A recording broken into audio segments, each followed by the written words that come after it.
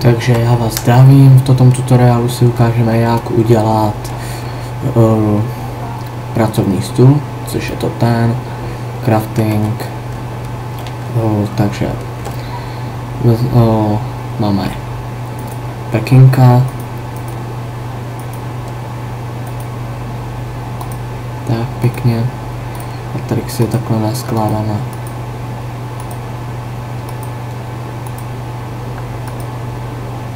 Dáváme pracovní stůl, dáme si to tady,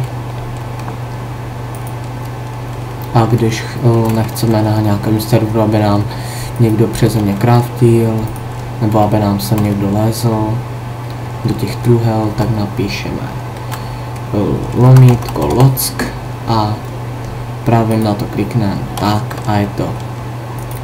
Ještě tady, u toho už to mám. Tak, mám to všechno zalokované. Jo, ještě tady toto. To je jenom moje. Tak.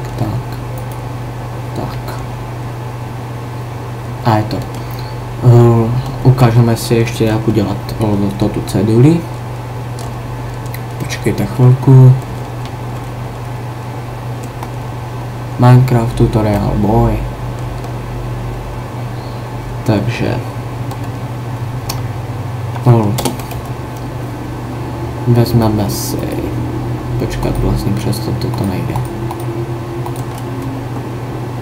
Musíme přes crafting.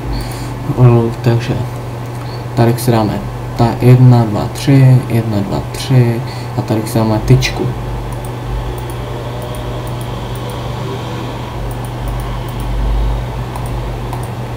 Je to 1, 2, 3 a můžeme si z toho udělat tady třeba toto. Ale takové blbosti si ukážeme v příštím tutoriálu. Nebo můžeme tady toto, takové okýnko, jako kdyby. Tak, a máme ceduli.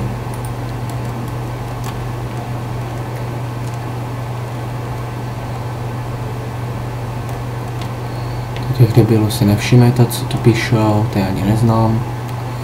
Samozřejmě jsem na kamošovém serveru, ale jak vidíte, tak nemám admin práva. A třeba si tu napíšeme můj enter první tutoriál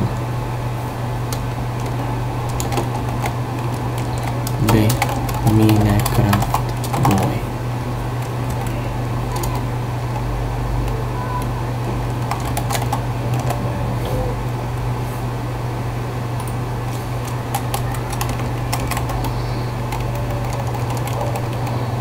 Bez televizory Minecraft boy.